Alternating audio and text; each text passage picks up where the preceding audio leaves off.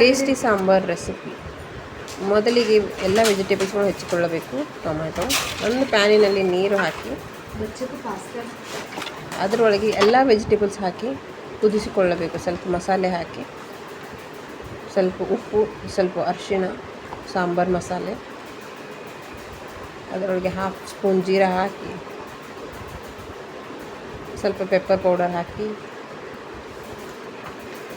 ಈಗ ಸಣ್ಣ ಫ್ಲೇಮಿನಲ್ಲಿ 15 ನಿಮಿಷ ಕುದಿಸಿಕೊಳ್ಳಬೇಕು. 15 ನಿಮಿಷಗಳ ನಂತರ ಎಲ್ಲ ವೆಜಿಟೇಬಲ್ಸ್ ಬೆಂದಿದೆಯನ್ನು ನೋಡಿಕೊಳ್ಳಬೇಕು. ನಂತರ ಹುಳಿ ಹಾಕಬೇಕು, ಹುಣಸೆ ಹುಳಿ. ನಂತರ ಬೇಳೆಗಳನ್ನು ಹಾಕಿ ಕುದಿಸಿಕೊಳ್ಳಬೇಕು. ಚಟ್ಟಂತೆ ಇನ್ನೊಂದು ಪ್ಯಾನಿನಲ್ಲಿ ತಡ್ಕ ಸಲುವಾಗಿ ಎಣ್ಣೆ ಹಾಕಿ ಅದರೊಳಗೆ ಜೀರಿಗೆ, ಬೆಳ್ಳುಳ್ಳಿ,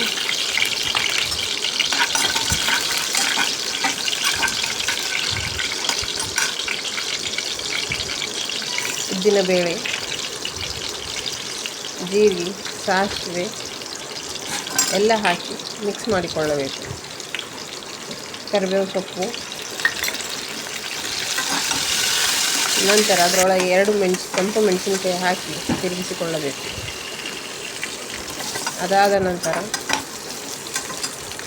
ಆ ಎಣ್ಣೆ ಮಿಕ್ಸಿ ಮಾಡಿದ ತಡ್ಕವನ್ನು ಸಾಂಬಾರದ ಮೇಲೆ ಹಾಕಿ ತಡ್ಕ ಕೊಡಬೇಕು.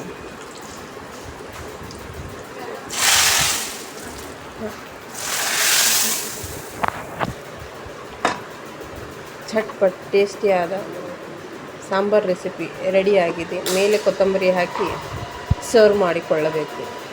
Thank you for watching.